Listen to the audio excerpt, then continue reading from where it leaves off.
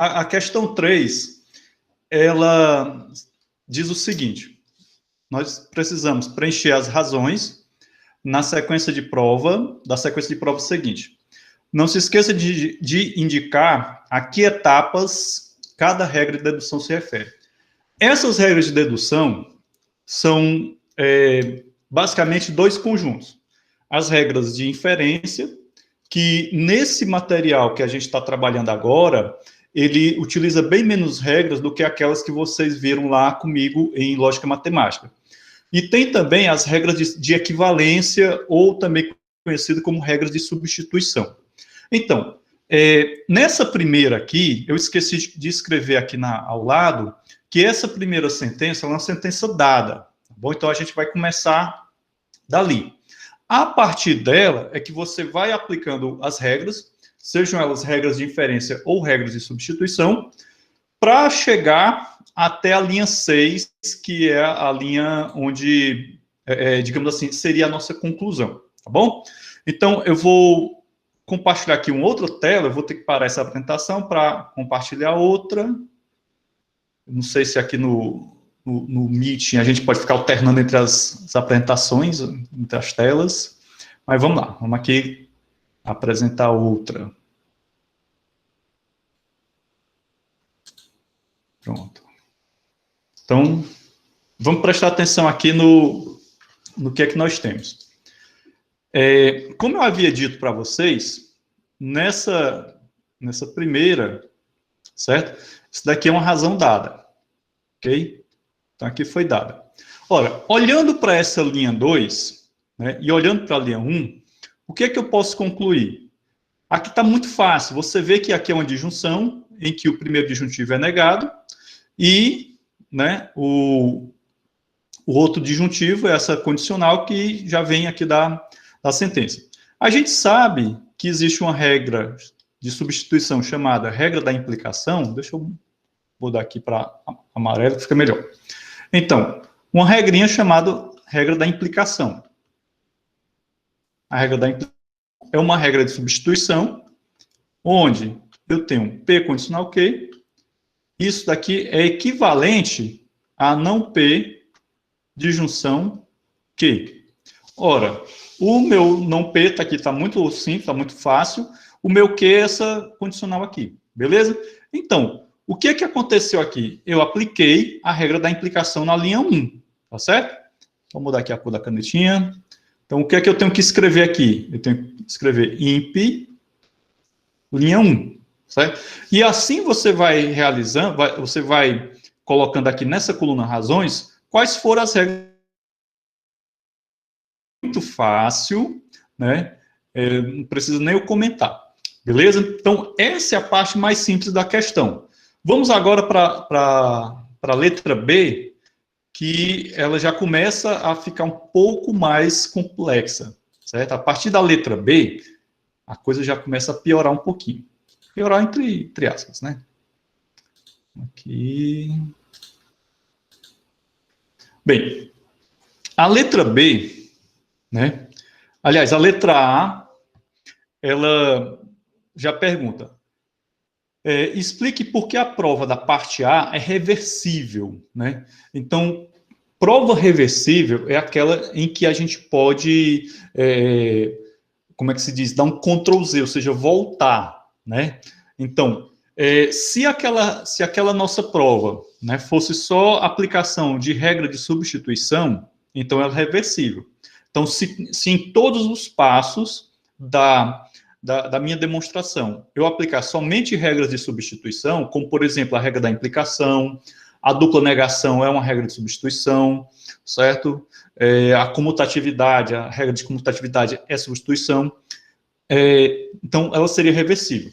Se, por acaso, alguma das regras que você aplicou não for uma regra de substituição, ou uma equivalência notável e regra de substituição acabam sendo sinônimos, então você pode dizer assim, não, essa prova não é reversível. Então, aí você tem que construir toda a prova, né, do primeiro item para verificar se ela é reversível ou não. Então, já dei a dica matadora.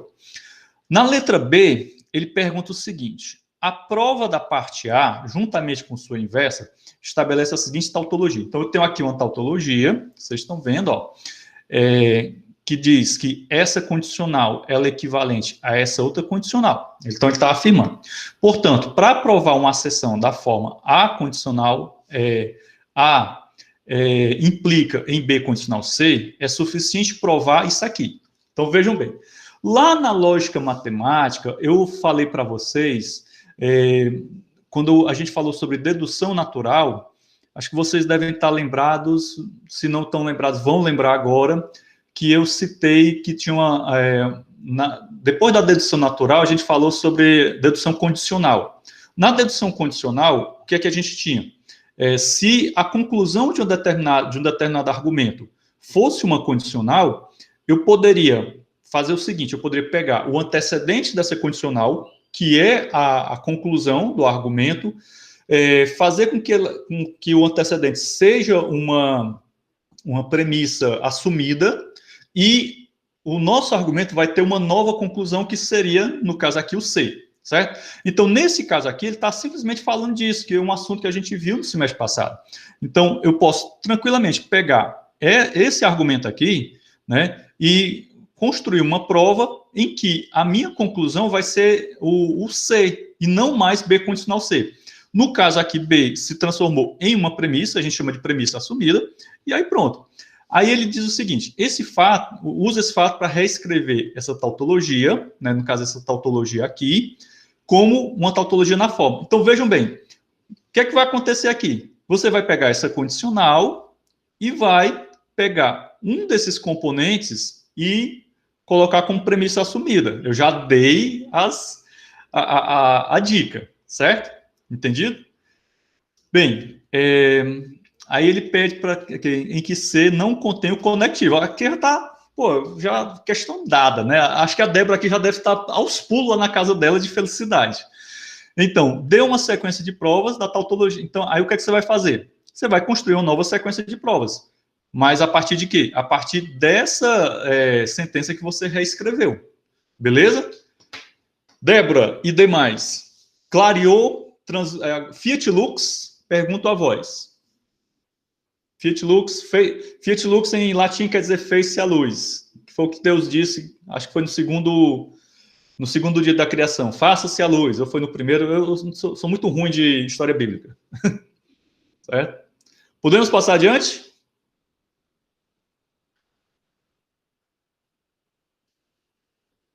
Vamos adiante, turminha?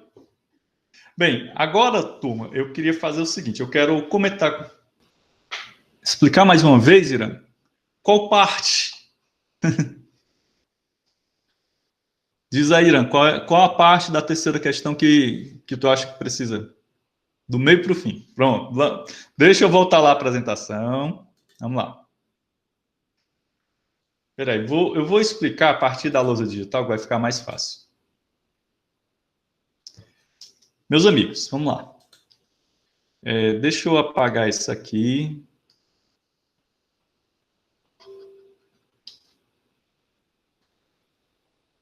Apagar isso aqui. Opa! Espera aí, rapaz.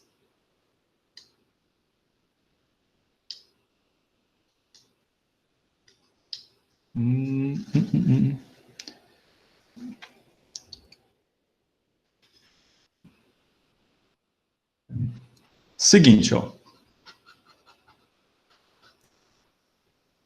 Vocês aprenderam lá na lógica matemática, se eu tiver um sequente como esse daqui, vamos lá. Não P, conjunção Q, P, condicional R. Isso daqui implica em R condicional Q, certo? Então, para mim verificar a validade desse argumento, eu posso utilizar a dedução natural, aplicar aquelas regras de inferência, regras como, por exemplo, a regra implicação, não, desculpa, a regra da simplificação, modus tollens, modus ponens, silogismo disjuntivo, todas aquelas regras que já são conhecidas de vocês. Também posso aplicar as chamadas regras de substituição. Nas regras de substituição, nós partimos do seguinte princípio. Nós trabalhamos com equivalências lógicas. Então, por exemplo, se eu tiver não P, todo mundo aqui sabe que não P equivale a P. Todo mundo aqui sabe que não P de junção Q equivale a P condicional Q. E quando eu estou trabalhando com regras de substituição, eu trabalho com a via de mão dupla. Então, tanto eu posso substituir essa disjunção por essa condicional, como eu posso substituir essa condicional por essa disjunção. Então, isso daí acaba trazendo o quê? Uma característica de reversibilidade. Então, se eu desenvolvo uma demonstração, uma prova, que eu utilizo somente regras de substituição, ou regras, ou equivalências notáveis, então essa minha prova ela é reversível. Ou seja, eu posso, lá no final da prova, onde eu tenho a minha conclusão, e voltar, né, até as minhas premissas, certo? De maneira bem natural, ok? Bom, se eu utilizo alguma regra de inferência, aí eu não posso afirmar que aquela prova ela seja reversível, certo? É só você lembrar que quando você usa uma equivalência notável, você tem aqui uma via de mão dupla. Já nas regras de inferência, como por exemplo, um modus ponens, PQ, então, se PQ, né, isso daqui, então aqui você sabe que aqui é um modus ponens, né? Então, eu não posso pegar esse P e transformar nessas minhas premissas. Por isso que uma regra de inferência ela não é reversível. Já uma regra de substituição é. Bom, esse foi o primeiro ponto da questão 3. Só que lá na frente ele fala o seguinte: se eu tiver um argumento em que A implica em B condicional C, certo? Eu posso provar esse argumento, eu posso construir uma prova fazendo o seguinte, fazendo com que A e B implique em C. Ou seja, a sentença B, ela se transforma numa premissa assumida, vou chamar aqui de PA, premissa assumida, e o C acaba se transformando em quê? Na minha nova conclusão. Bom, a partir daqui, eu vou simplesmente aplicar a dedução natural e vou tentar provar o meu argumento. Ora, nesse exemplo aqui, eu poderia fazer o quê? Deixa eu escrever aqui. Poderia fazer não P, conjunção Q, P condicional R, e quem seria a premissa assumida? Seria o R, e agora a minha nova conclusão é o Q. Então, é isso que ele pede para você fazer lá no item C da questão. Deixa eu ver se era o item C mesmo. Não, no item B, desculpa. No item B. Aí no item C é para você construir a prova, a demonstração. Deu para entender agora, Irã? Ficou mais translúcido? Ficou mais claro? Sim ou não? Ah, beleza. Então, posso aqui parar a apresentação, né? Isso, exatamente. Demonstração direta. Peraí. Não é, João Pedro, para você escrever uma demonstração direta como aquela que a gente estava estudando na seção 1.5. É uma demonstração utilizando a dedução natural. Deixa eu ver aqui qual é a quinta. Deixa eu voltar aqui. Ah, tá. Na quarta, quinta e sexta questão, vocês deverão utilizar métodos de demonstração. Ou seja, vocês vão, primeiro, fazer uma demonstração direta. Isso é a quarta questão. A quinta é uma demonstração por contradição, né? A demonstração por contradição é aquela que a gente nega e procura encontrar uma contradição. E na sexta, vocês vão fazer uma demonstração por contraposição. Lembrando que a contraposição você pega a condicional, certo? E constrói a contrapositiva dela, que é a negação do consequente, condicional, negação do antecedente da sentença original. Beleza? Aquele vídeo que eu gravei realizando algumas demonstrações, ele vai ajudar vocês nisso daqui. Tá bom?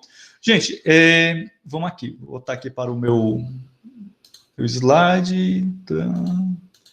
Seguinte, vamos voltar a falar de grafos. Espera aí. Pessoal, é o seguinte, ó. Quando a gente fala de grafos, né, várias coisas podem vir à nossa mente. Eu, particularmente, acho grafos um dos assuntos mais bacanas da matemática discreta. E eu acredito que quando vocês chegarem no terceiro período, se não me falha a memória, vocês vão ter a disciplina de algoritmos de grafos, ou algoritmos em grafos, que é com o Alex, vocês vão poder entender como é que nós utilizamos de maneira computacional essa teoria de grafos. Então, quando a gente fala de grafos, né, o que eu acho bacana é que a gente pode aplicar grafos em uma infinidade de situações da vida real. Por exemplo, eu posso construir um grafo para determinar se é possível percorrer todas as ruas de uma cidade sem passar por uma determinada rua duas vezes. Ou seja, aplicar aquele princípio que vocês aprenderam no problema das pontes de Königsberg. Qual é a utilidade disso daí? Ora, imagine vocês que uma empresa que trabalha com limpeza urbana, né, que tem ali uma frota de caminhões, se um determinado caminhão puder passar apenas uma vez por uma rua, né, não precisar passar duas vezes na rota dele, isso já representa uma economia de combustível. Então, empresas de transporte utilizam muito grafo, né, para poder traçar rotas otimizadas. Além desse problema de rotas, que é um problema super clássico na teoria de grafos, a gente também tem uns problemas chamados de coloração de mapas, ou seja, quantas cores são necessárias para pintar uma determinada região de mapa. Uma outra aplicação de grafos bem interessante é na área de circuitos digitais. Então, eu posso utilizar grafos para determinar se um certo circuito ele pode ser implementado em uma placa de circuito plano, certo? Até mesmo na química se utiliza grafos. Então, eu posso ter dois compostos químicos que têm a mesma fórmula molecular, mas possuem estruturas diferentes. Eu posso modelar essa estrutura através de grafos, tá bom? E aí eu posso o quê? Verificar isso daí, certo? Então, existe uma aplicação muito grande da área de grafos para a gente poder discutir. Então, aqui nós temos alguns exemplos, certo? Que eu gostaria de comentar com vocês. Bom, esse nosso primeiro exemplo, você pode observar que é um grafo simples, né? Ele não é um grafo orientado, né? Eu poderia dizer que nós temos aqui uma distribuição de centros de dados, né? Então, vamos supor que em cada uma dessas cidades eu tenho um data center, né? Então, aqui eu estou usando grafos para mapear uma rede, né? Outra coisa que você pode observar é que entre algumas cidades, né, como por exemplo Los Angeles e Denver, eu tenho duas rotas, né? Aliás, eu tenho mais de uma rota para enviar dados de Los Angeles até Denver. Eu tenho aqui uma redundância, né? Certo? Então, vários caminhos. Nesse outro grafo aqui, você pode observar que nós temos o quê? Nós temos laços, né? Todo grafo vai ter laço? Não, nem todo grafo vai ter laço, tá certo? Então, existe aqui umas características interessantes, beleza? Bom, nós podemos observar, né, que quando tem um grafo com arestas múltiplas, como esse daqui, o que é que nós temos aqui? Nós temos um multigrafo, né? Então, aqui é um multigrafo. Aqui eu tenho um grafo simples, certo? Um grafo simples, um multigrafo, beleza? Então, nesse caso aqui, arestas múltiplas que conectam os mesmos versos, a gente chama de multigrafo. Então, nesse caso aqui, o que é que ele está fazendo? Ele está colocando redundância. Bom, no caso de uma rede de computadores, você ter caminhos redundantes é muito bom, porque se um determinado caminho cair, né, temos o outro. Bom, imaginem vocês quanto de grafo, de teoria dos grafos é utilizada, por exemplo, por um provedor de internet fibra ótica, né, para ele construir as suas rotas, né? Bom, aqui nesse outro exemplo, nós já temos o quê? Um grafo orientado, né? Então, aqui eu tenho um grafo orientado. O que é que caracteriza o grafo orientado? O fato de nós termos essas setas que indicam o sentido digamos assim, o sentido do grafo. E uma característica do grafo orientado que você não deve esquecer jamais, né, é que nos grafos orientados eu tenho um vértice que pode ser chamado de, como é que se diz, de ponto de partida, e um vértice que pode ser chamado de chegada, no caso aqui relacionado a uma aresta. Então, essa aresta aqui, por exemplo, certo? Deixa eu só trocar aqui a cor da caneta. Então, vamos supor que essa aresta aqui, certo? O vértice de partida está em Denver, né? E o vértice de chegada está em Chicago. Observe que já nessa outra aresta, as coisas mudam de figura, certo? Então, é muito interessante você fazer essa leitura dos grafos orientados. Bem, além dos grafos orientados, nós podemos ter o quê? Um grafo que ele como ele diz aqui, é um grafo múltiplo, né? Então, aqui nós temos arestas com vários sentidos e tal. Observe que nesse caso aqui, certo? O sentido das arestas já é um pouco diferente dos anteriores.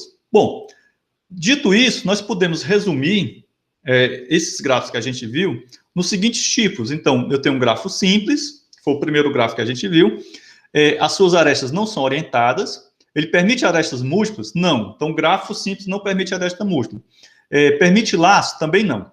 Então, essa tabela que vocês estão vendo, ela é muito útil para você utilizar para analisar um grafo. Não é que você vá precisar decorar os tipos de grafo, mas o mais importante é você observar essas propriedades.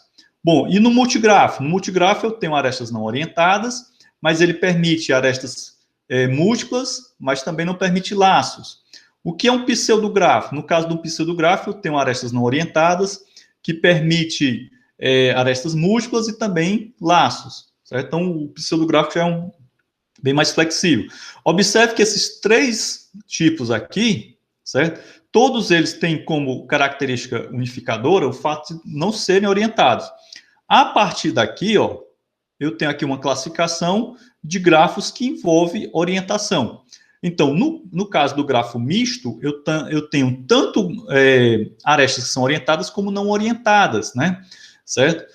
Observem também que no grafo orientado simples, ele se caracteriza, além da orientação da aresta, não permitir arestas múltiplas, né? Lembre-se que a aresta múltipla é uma situação como essa daqui, ó. Eu tenho de um mesmo vértice, aliás, de um mesmo vértice, né, dois vértices, partem arestas, certo?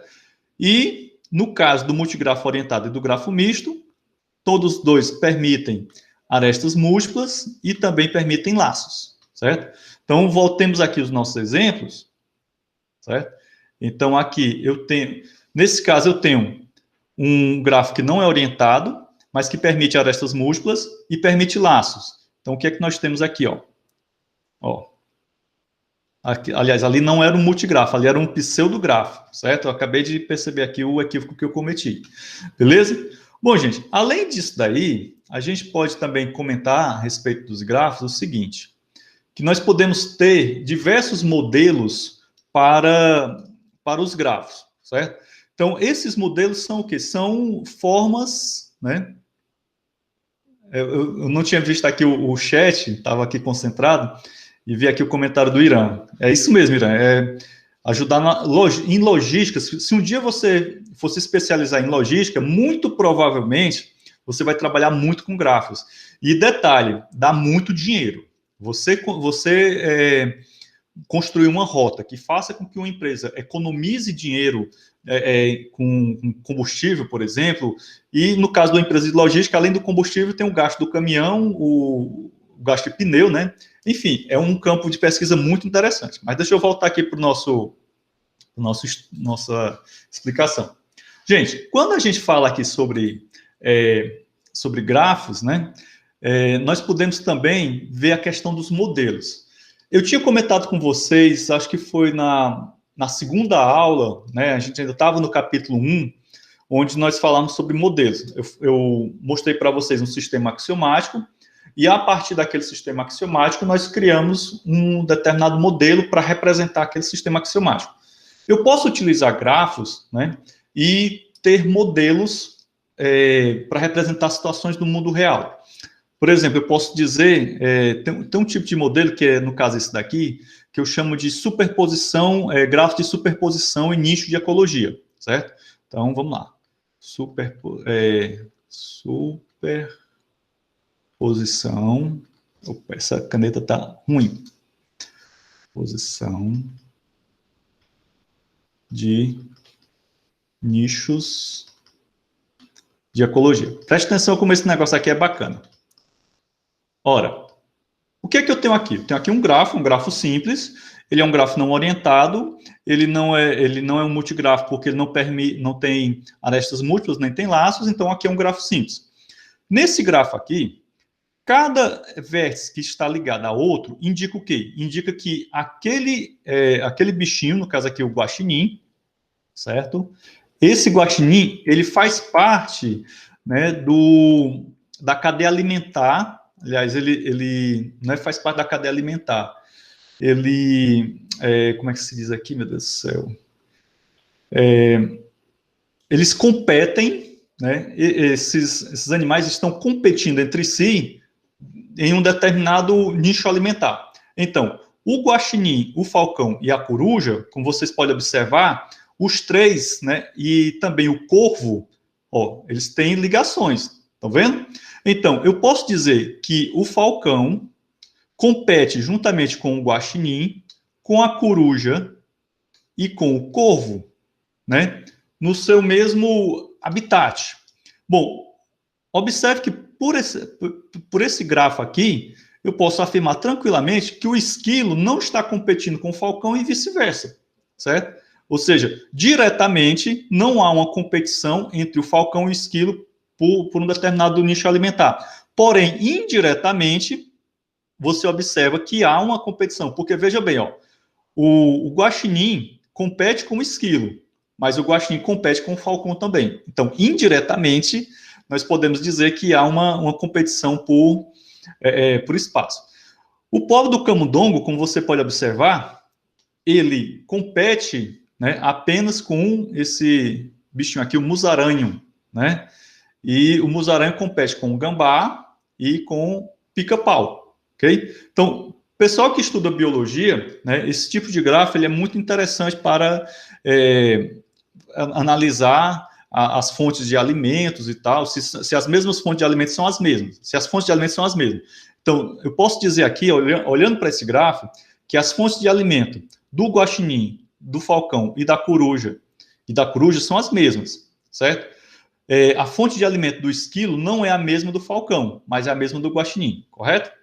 Bom, um outro exemplo de gráfico que a gente pode utilizar são os chamados grafos de relacionamento. Um grafo de relacionamento é como esse daqui. Então, aqui eu tenho um exemplo de um grafo de relacionamento, certo? Ou seja, nesse grafo aqui, que é um grafo orientado, eu posso dizer que a Débora, ela exerce uma influência sobre o Fred, sobre a Linda, né? E sobre o Brian. E você pode dizer claramente que ninguém exerce influência sobre a Débora, ou seja, a gente pode dizer aqui que a Débora é uma influenciadora, mas ela não sofre a influência de ninguém. Ao passo que o Fred, ele recebe a influência da Débora, da Ivone, né, mas influencia somente o Brian. Vocês estão entendendo? Então, esse tipo de gráfico, ele pode simbolizar os relacionamentos entre duas ou mais pessoas, tá certo? Beleza? Bom, vamos aqui avançar um pouquinho. Isso é tipo uma rede social, né? Isso, exatamente, Antônio. A rede social, ela é essencialmente mapeada através de grafos, tá certo? Então, você pode olhar para o Facebook, para o seu perfil no Facebook, e já fazer um mapeamento de quem seriam os vértices. Então, cada pessoa na sua rede social, no seu Facebook, é um vértice, né? Imagine o tamanho do grafo que é a sua rede social, certo? E assim você pode também ver como é que posso chegar a alguma pessoa que eu não estou ligado diretamente a ela, mas eu posso chegar através de outra pessoa. Tem até uma historinha que diz que são 6 níveis, né? A gente, por exemplo, dizem que você está distante do Papa Francisco, apenas 6 níveis. Então, existem você e mais 5 ou 6 pessoas, eu não estou lembrado, mas tem um vídeo naquele canal Isto é Matemática que explica isso bem direitinho. Aí depois eu vou colocar para vocês lá no Sistema Acadêmico e lá no grupo o link para esse vídeo e vocês vão entender bem direitinho, tá bom? Mas vamos voltar aqui para os nossos grafos, beleza? Então, gente, aqui nos nossos grafos, né, um outro tipo de gráfico que eu posso construir, né, é o chamado, peraí. Temos aqui, ó, esse grafo aqui, ele está modelando um tipo de torneio entre times. Esse torneio eles chamam de round robin, né? Um torneio round robin, que é aquele torneio que todo mundo joga contra todo mundo, certo? Então, aqui você tem vários times, né, time 1 até o time 6, e esse grafo aqui está mapeando quem vai jogar contra quem. Então, como você observa aqui, né, cada time joga um contra o outro, correto? Entendido? Então, aqui é um outro exemplo de grafo, certo? Aqui, um outro exemplo de grafo que nós podemos chamar de grafo de relacionamento, certo? Esse grafo anterior aqui, eu chamei de grafo de relacionamento, mas, na verdade, a gente poderia chamar ele, certo, de grafo de influência, certo? Por que grafo de influência? Porque, como ele é um grafo orientado, né, eu estou dizendo aqui quem influencia quem e quem é influenciado. Eu me expressei de maneira um pouco equivocada. Já esse outro grafo aqui, esse grafo aqui, ele é um grafo de relacionamento, mas não necessariamente um grafo de influência, porque aqui eu estou simplesmente mapeando quem é amigo de quem. E aí, como o exemplo que o Antônio falou, né, da rede social. Então, a rede social é muito melhor mapeada por um grafo simples do que um grafo orientado, tá certo? E você pode observar um outro detalhe interessante. Nesses grafos, tanto de relacionamento como um grafo de influência, o que é que nós não temos aí? O que é que está faltando aí nesse grafo? Deixa eu ver aqui o chat de vocês. Está faltando laços, né? Você vê que não tem ninguém está se relacionando consigo e ninguém está influenciando a si mesmo, certo? Seria uma ideia bem exótica, né? Certo? Mas o que a gente observa também aqui nesse grafo de influência? Que há ciclos, né? Lembram da ideia de ciclo? Então, temos aqui, ó, nós podemos ter um ciclo, ó, a Débora, o Brian e a Linda. Não, aqui não tem um ciclo, porque nesse caso, Então, nesse caso aqui, você observa que se fosse ter um ciclo aqui entre a Débora, o Brian e a Linda teria que estar influenciando a Débora, certo? Mas aí nós não temos esse ciclo, né? Bom, vamos dar continuidade aqui, porque ainda tem umas coisas interessantes para a gente avançar. Gente, uma outra coisa que eu posso utilizar grafos para fazer um mapeamento é um mapeamento de chamadas telefônicas, certo? Então, vejam bem, nesse grafo aqui eu mapeei chamadas telefônicas. Suponhamos que cada um desses números é um número de telefone, e aqui eu estou dizendo, ó, que esse número, ele fez várias chamadas para esse outro. Bom, nós estamos utilizando aqui um grafo que tem múltiplas arestas, é um grafo orientado, né? Então, ele não é um grafo simples, ele é um multigrafo, e ele é orientado. Então, o sentido das arestas indicam quais foram as chamadas que foram feitas de um número para outro, certo? Então, nesse caso aqui, eu tenho todas as chamadas. Então, esse número aqui, ele fez chamada para esse para esse outro, e por aí vai, certo? Então, um grafo de chamadas é um outro exemplo bacana de utilização de grafos, certo? E esse outro exemplo aqui, onde nós temos esses vários itens, eu vou chamar de grafo de precedência. Então, um grafo de precedência, ele é muito utilizado para quê? Para a gente poder mapear ações que vamos supor, um determinado processador ele precisa executar. Então, aqui eu tenho como se fosse um algoritmo, né? Então, A recebe 0 e B recebe 1, é o S1 e S2. Então, vamos ver aqui, ó. Então, para a ação S3 ser executada, né, primeiro a ação S1 e S2 precisam acontecer, correto? Como vocês estão observando aqui, ó, aliás, no caso aqui, somente a ação S1. Então, para S3 ser realizada, ou seja, C recebe A mais 1, certo? Eu preciso que S1 aconteça, né? No caso aqui, A recebe 0, e pronto. Para que S2 aconteça, não tem nenhuma ação anterior a ele, como você pode observar. Já o S4, S1 tem que acontecer antes, certo? Então, vocês podem ver, você pode mapear as ações de um determinado algoritmo através de um grafo de precedência. Então, quando você for estudar algoritmos com um certo rigor, né, você vai usar grafos para fazer um mapeamento do seu algoritmo, beleza? Alguma dúvida, gente, até aí? Tudo tranquilo por enquanto? Então, esses exemplos são bem bacanas, né? Beleza? Bom, aqui eu vou deixar para um outro momento, esses outros aqui, certo? Bom, gente, então, o que eu tinha para falar para vocês sobre grafos, né, nesse primeiro momento aqui, certo? Era basicamente isso daqui. Bom, estou parando aqui a apresentação. Esse conteúdo que eu acabei de mostrar para vocês, eu tirei de um outro livro, que também está lá no sistema acadêmico, que é o Matemática Discreta e Suas Aplicações, certo? Então, vocês podem procurar lá na nossa bibliotecazinha virtual, né? Tem esse livro tá lá também, vocês podem acessar, tá bom? Ok? Ei, Diga, Antônio. Cara, foi poucas vezes, assim, nos problemas que eu peguei, que eu mal utilizei, né, essa estrutura de grafos. Mas uma coisa que eu li que ela é muito interessante para quem vai para a área de jogos é você desenvolver mapas procedural, né, que você, tipo, vai criando um mapa de forma aleatória. Você utiliza até um algoritmo muito bom. Deixa eu ver. Cara, eu não sei o nome do algoritmo. Deixa eu ver aqui. Só um minuto. Eu já utilizei ele uma vez para me ficar estudando isso aí. Ele vai que é um algoritmo que ele tira as arestas. Eu sei, ele vai eliminando arestas. Eu sei qual é. Não estou lembrado é o nome, mas eu já estou sabendo qual é esse algoritmo, certo? Que ele acaba simplificando o grafo, né?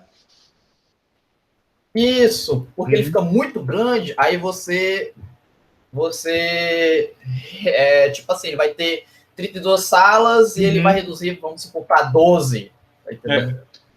No caso, o interessante da teoria de grafos, que vocês precisam entender bem direitinho, quando você for modelar um problema utilizando grafos, é você olhar para o problema e procurar enxergar quem serão os vértices e quem serão as arestas. Por exemplo, numa rede social, quem são os vértices? É cada pessoa que faz parte da rede social. O que serão as arestas? Serão os relacionamentos entre aquelas pessoas. Por exemplo, se eu sou amigo do Antônio, então eu vou puxar uma aresta do vértice que representa a minha pessoa para a aresta que representa o Antônio. Se o Antônio é amigo do Jailson, mas ele não é amigo do Hudson, né? O Jailson não é amigo do Hudson, então vai ter uma aresta ligando o Antônio e o Jailson, mas não vai ter uma aresta ligando o Hudson e o Jailson. Mas eu posso ver que existe um relacionamento indireto entre o Hudson e o Jailson, através do Antônio. E assim sucessivamente. Então, no caso de um jogo, né, eu precisaria entender melhor qual era o roteiro do jogo, para a gente poder dizer assim, fazer esses mapeamentos, certo? Aí, como tu falou, aí são salas, né? Então, você poderia reduzir a quantidade de salas. Então, as salas poderiam ter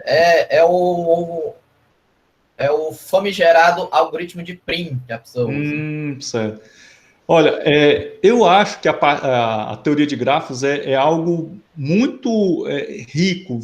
Tem muita aplicação de grafos, muita aplicação mesmo. Acho que em praticamente tudo da computação você vai poder aplicar em grafos.